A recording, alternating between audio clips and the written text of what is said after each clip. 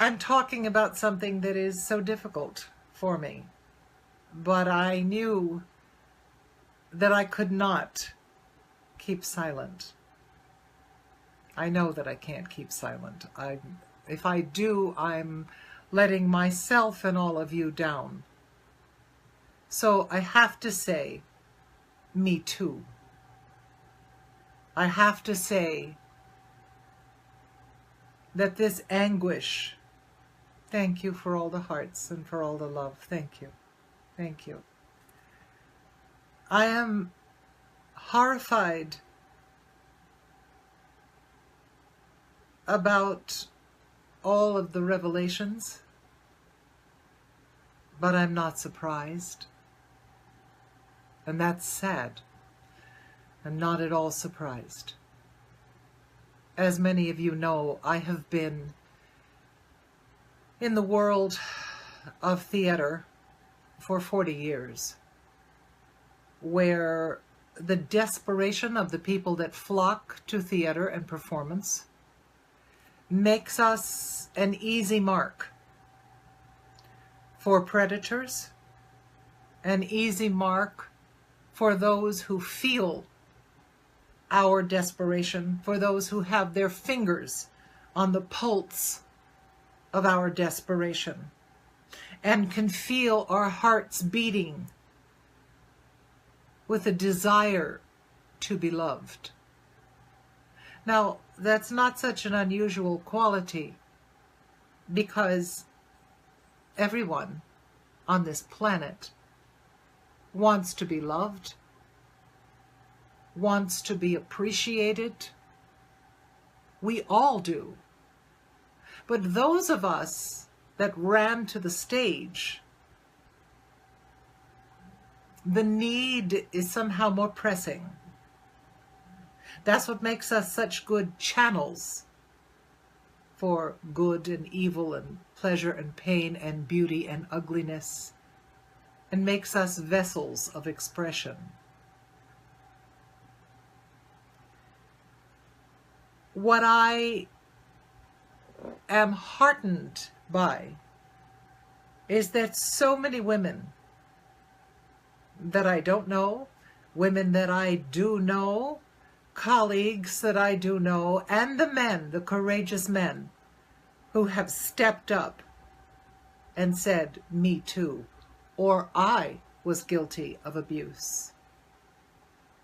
Do you realize the magnitude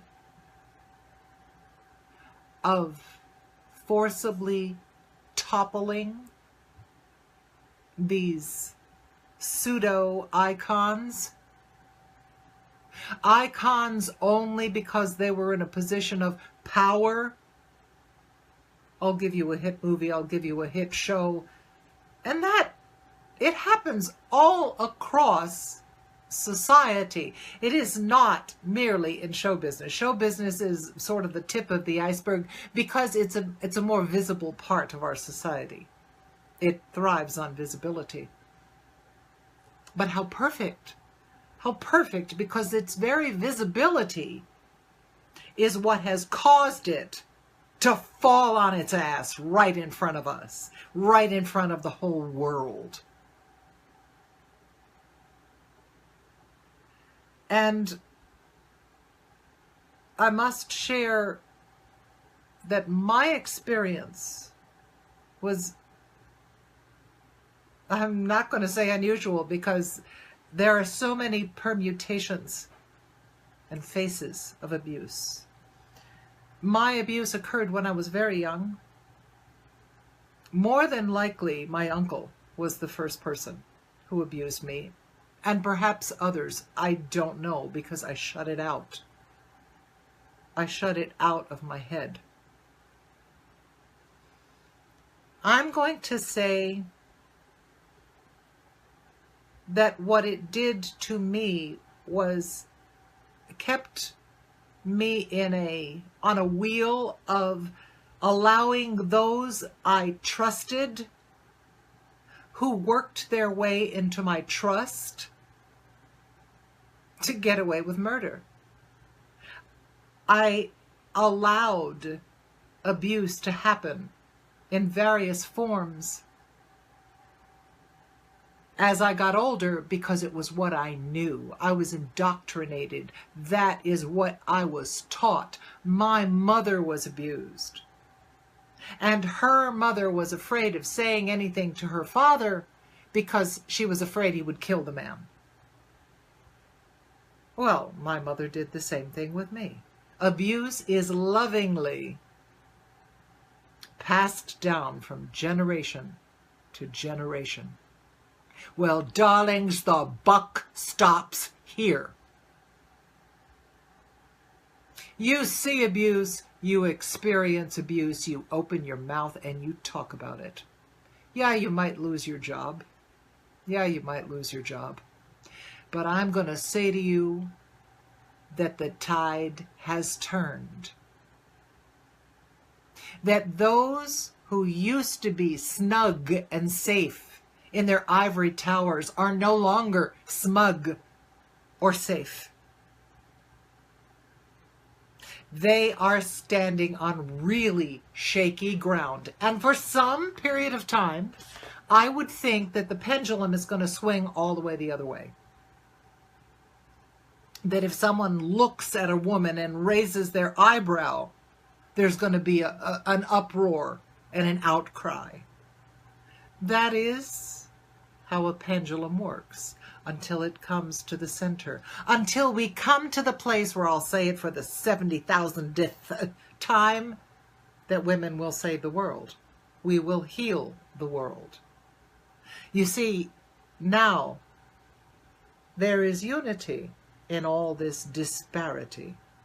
There are women who are very powerful, financially powerful, emotionally powerful. They are in a position of respect in society. There are women who have absolutely nothing. We can all say, we can all wear the t-shirt of Me Too. And one thing that I'm going to pass on now is, I think, the only reason why I didn't experience the casting couch is because there was something inside of me. Because I was so wounded that I didn't even admit it to myself. I was pimped by both my mother and my father. And what happens is you create this illusion that it's not true, that it can't be true because they love me, don't they? Darling, they don't love themselves. And if they don't love themselves, how could they possibly love you? So when you are brought up not knowing that you have rights, not knowing that you can say, no, that hurts. No, I don't like this. No, go away from me. When you finally realize that, it took me a lifetime.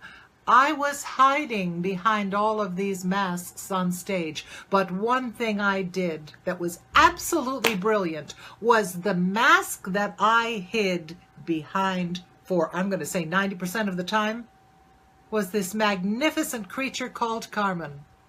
Of course my Carmen was absolutely unbelievably real. Yeah, it was unbelievably real. Because inside there was rage. I won awards for the rage that I felt.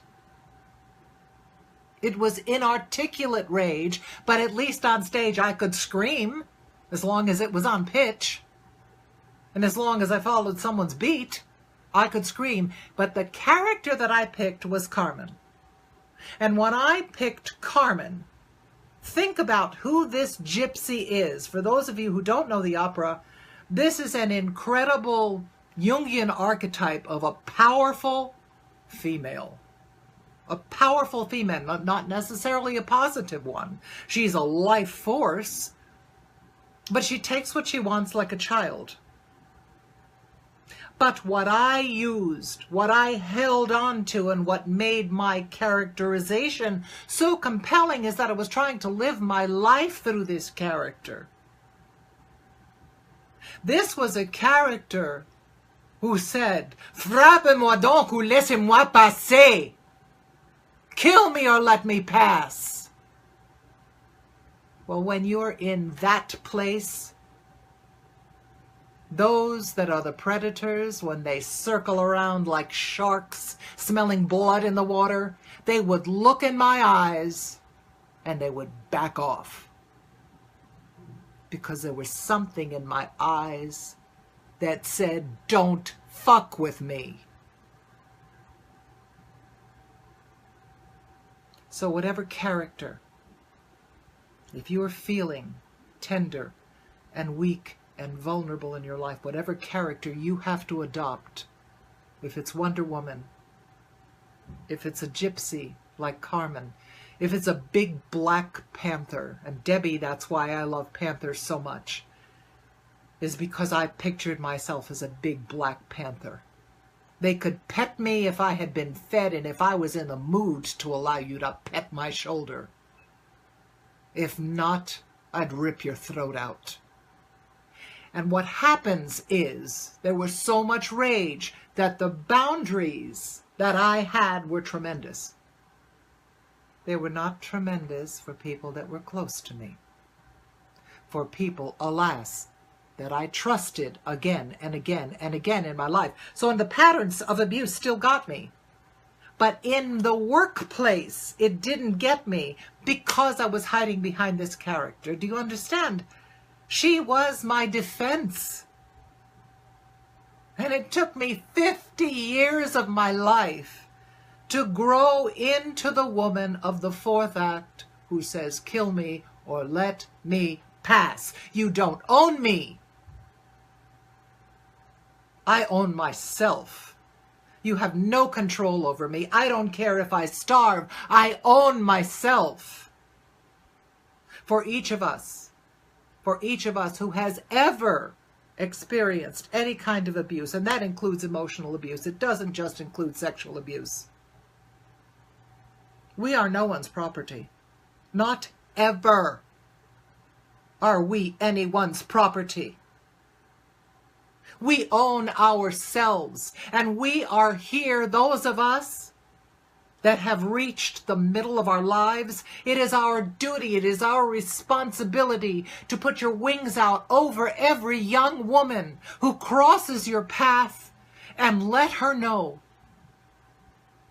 that she can stand up and she can say no. And she has the right to say no. Now, always, and eternally. And when I say to you that women will save this world, I'm not kidding. I'm not kidding, and I'm not exaggerating. I know that we will. I know that our hearts and our souls and our nurturing beings will transform this planet. But we have to stand up. We have to be seen. And it's happening. Don't you see that it's happening? While this is horrific, it is wonderful, wonderful, because those that have been abusers for so long cannot hide in the shadows anymore. Bring the flashlight of your soul, charge all the batteries, and shine it in all the dark places. And don't ever allow anyone, whether you are a man, a woman, a cat, a dog, do not allow anyone to own you. No one owns you. Even if they're feeding and sheltering you, they do not own you.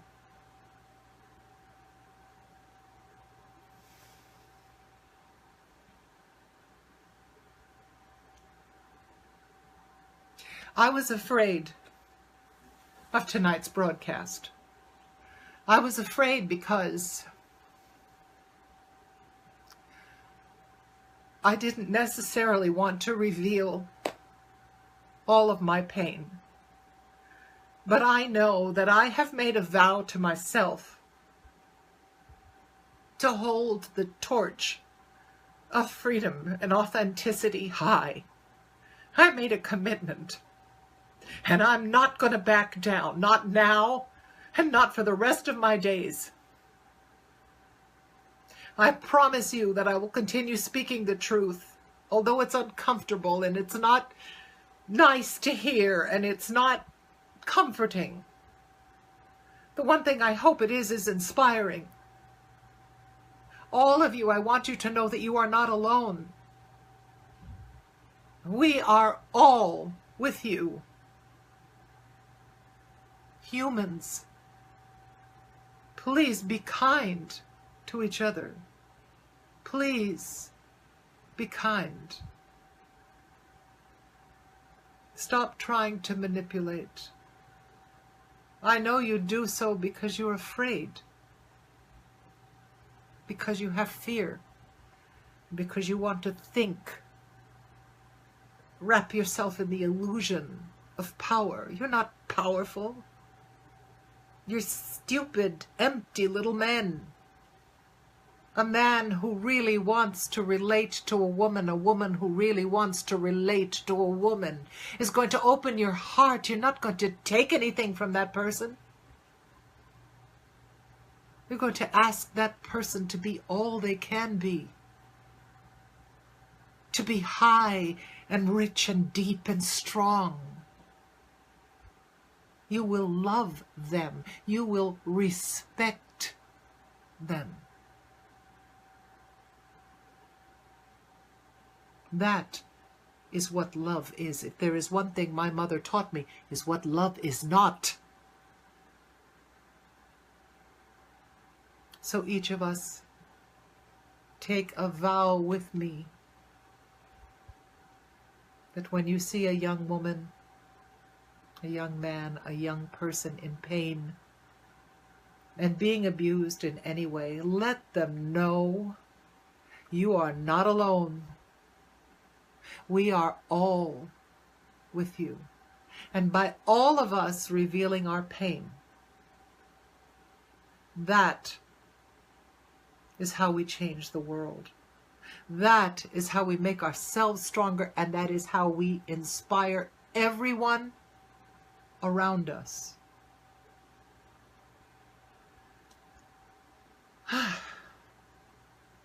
My darlings, you know how many times I've said to you that I believe that women will change the world and save the world. We will. And I'm excited to share a class with you. I'll make another video and I'll tell you more about it. It's called Prospering Woman, and it starts November 2nd. And I want you all to join me, please. I want you to join me, and then in January we will go into Life Design Formula. It's so much more powerful than New Year's resolutions. It's going to be living your New Year's resolutions, and you will have the support of other powerful women. Because I vow to you and I vow to myself that until I am on this earth, and until I can speak and write and be articulate in some way, I am committed to sharing every skill through every modality that I possess to give all of you the tools to create a better life for yourselves, and therefore, like ripples on a pond, to create a better world. It's in our hands. It's in our hearts. We can do this. I want us to unite, and I am one of the leaders that holds up that light, and I accept it. I accept the responsibility. Part of me speaking this way tonight is saying, I surrender. I know I'm supposed to do this, and I'm not backing down. When you see abuse, when you hear of abuse, if you experience it, well, no, you probably won't. Because when that fire happens in your eyes, the way it was in my eyes in my work, they back off. Believe me, they back off. because there's something that says, me, you don't want to mess with. You can ask one of my beloved students, in case you're listening, Dofi. I said to Dofi that she had to draw herself up to her full height and look at anyone and say, I'm Dofi. I deserve to be here. Don't mess with me.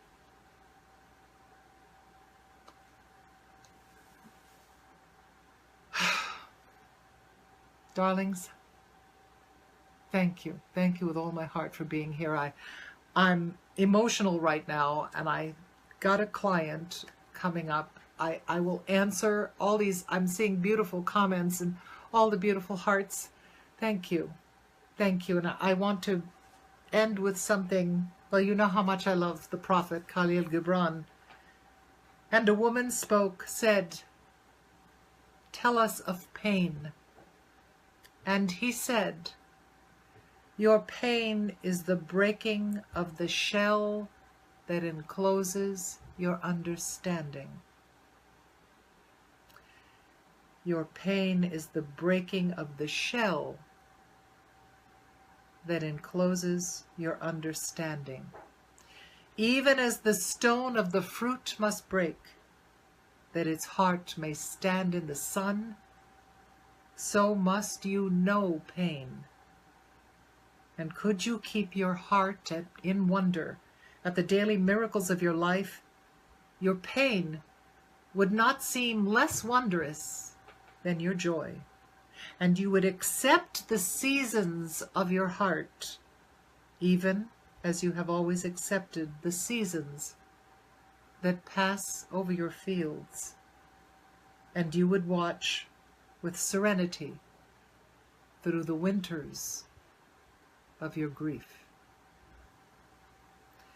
Your pain is the breaking of the shell that encloses your understanding. Darlings, the only thing I am grateful for is all the pain that I have experienced in my life, and my working out of that pain has refined my spirit and given me so much strength that I have a great deal to teach because of that. Take the pain and with tears make a beautiful vessel to hold that pain and cast it out into the air and let it go.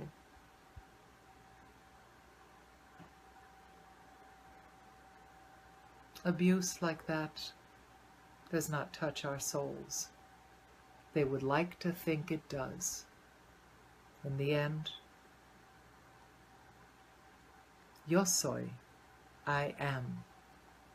We own ourselves. Go forth with strength, with directness. Be unafraid to say no. Might there be consequences? Yes. But you're not alone. We women are uniting. The band is encircling the earth. The band of women. And we will heal this planet. Join me. Come with me. Let me know what you think. I am here with all my heart to serve you. And thank you for the warmth and the support tonight. Thank you so much.